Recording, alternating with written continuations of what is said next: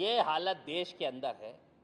कि 2014 से पहले हमारा बीपीसीएल का प्रोडक्शन लगभग 27% हो चुका था, जिसे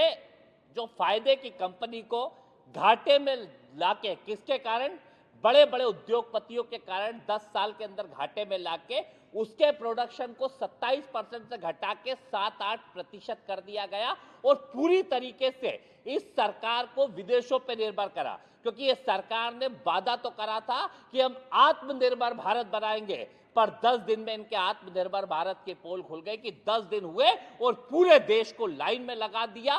तेल के मामले में जिस तरीके से डॉलर की कीमत बढ़ रही है, उससे हमें कितना नुकसान हो रहा है। इंपोर्ट हमारा, जो हम सबसे ज्यादा इंपोर्ट पे निर्भर है, हमारा एक्सपोर्ट नहीं होता, 2 लाख करोड़ का